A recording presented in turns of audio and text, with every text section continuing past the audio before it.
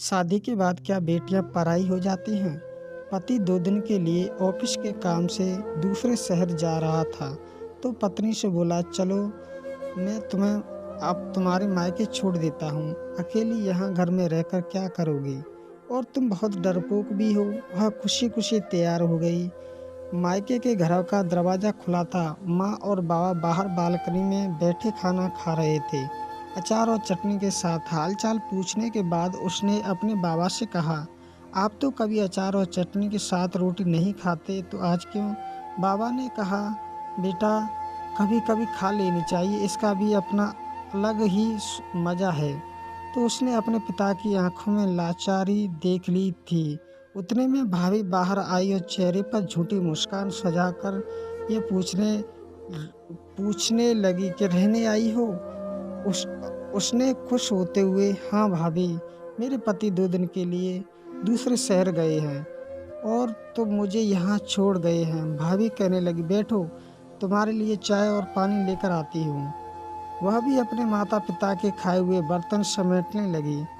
कहने लगी कि मैं भाभी की मदद कर देती हूँ और साथ ही भैया से मिल लूँगी। ये कहते हुए वह अंदर चली गई। बर्तन किचन में रखकर वो भाई के कमरे की ओर चल पड़ी और उसे भाई और भाभी की बातों की आवाज़ सुनाई दी। भाभी भैया से कह रही थी कि तुम्हारी बहनें ब्याह करके गई हैं, लेकिन अम्मा बाबा की चौखट ना छोड़ी, अभी तक जिसका भी दिल करता है और बच्चों समेत चली जाती है। तो भैया गुस्से से कहने लगे, तेरा क्या खाती है? यहाँ नहीं आएगी तो कहाँ जाएगी? तो भाभी जी ने दंडनाते हुए कहा, बस अब मुझसे नहीं होती तुम्हारे खानदान वालों की सेवा।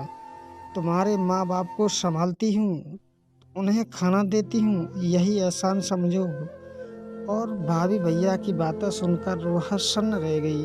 उसकी आवाज़ तो उसके मुंह में ही दबकर रह गई और वह उल्टे पांव वापस होने लगी। थोड़ी देर बाद फ़ोन पर झूठी-मूठी बातें करते हुए बाहर निकली।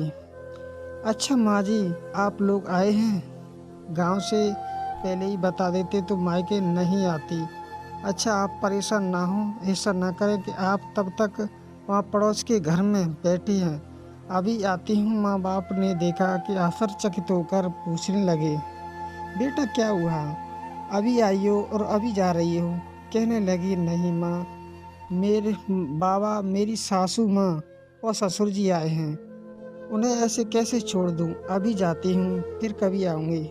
आप दोनों अपना ख्याल रखिए। अपने आंसुओं को दबाते हुए अपने माता पिता से मिली और कदमों के साथ खुद को हौसला देते हुए अपने घर को वापस चली गई। उसी रात को खाने में नमक ज़्यादा लग रहा था, तब कि जब नमक उसके गले से उतरते हुए आंसुओं का था। यह सच है कि मायके माँ बाप के होते हैं, लेकिन कभी कभी उनके होते हुए भी बेबस होते हैं। दोस्तों, ये कहानी आपको अच्छी लगी हो तो इसको लाइक और सब्सक्राइब ज़रूर कर दें और अपनी राय को नीचे कमेंट में ज़रूर शेयर कर दें।